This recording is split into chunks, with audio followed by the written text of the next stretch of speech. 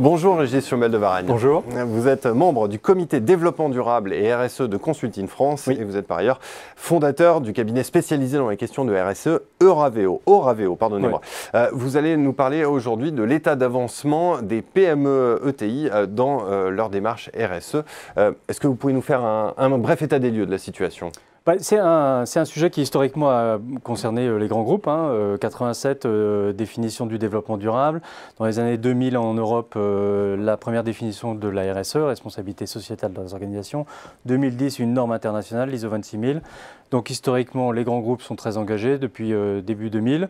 Et là, depuis une dizaine d'années, on fait descendre le sujet dans les cahiers des charges, dans les appels d'offres, et du coup dans la chaîne de valeur, dans les sous-traitants, et de fait dans les ETI, dans les PME et les PMI. Voilà. Donc ça avance. Ça avance plutôt bien. Il y a deux grands niveaux. On va prendre les ETI qui sont plutôt dans une logique aujourd'hui de structurer leur démarche. Elles ont un certain nombre d'actions et maintenant elles mettent en cohérence leur politique RSE, elles définissent un certain nombre d'indicateurs et commencent à attaquer les enjeux qui les concernent. Les PME, c'est un peu différent. Elles sont plutôt dans une logique action.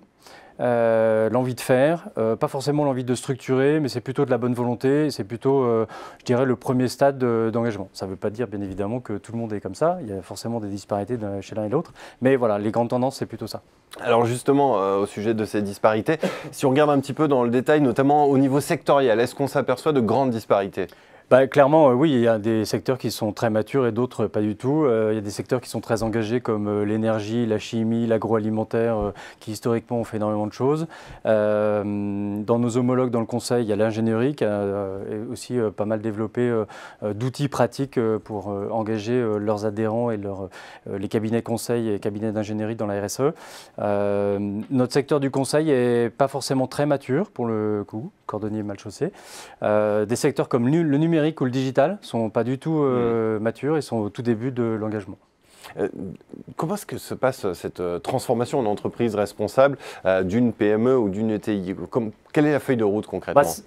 Ça passe souvent par le dirigeant d'abord, et puis l'idée d'avoir un certain nombre d'actions, de l'envie de faire sur la question du bien-être, sur le handicap, sur la diversité, sur l'égalité homme-femme pour des thématiques sociales, et puis sur toutes les thématiques liées à l'environnement.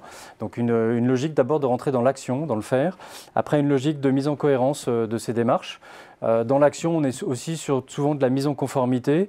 Dans la mise en cohérence, on commence à identifier un certain nombre d'enjeux sur lesquels on va, qui nous concernent plus en tant qu'entreprise et suivant son secteur, et puis sur lesquels on va travailler avec des plans d'action, des indicateurs. Et là, on a une démarche de structuration dans une sorte de plan d'amélioration continue, on va dire. Dernière question, vous nous avez dit qu'effectivement les choses avançaient en matière de RSE chez les PMI et ETI. Si on allait plus loin, si on regarde plus loin, quel est le grand sujet selon vous demain en matière de RSE ? Il y en a plusieurs. Il y a un sujet RH qui est l'attractivité des talents et la fidélisation des talents. Donc ça passe par tout ce qui est bien-être au travail, employabilité, formation, diversité.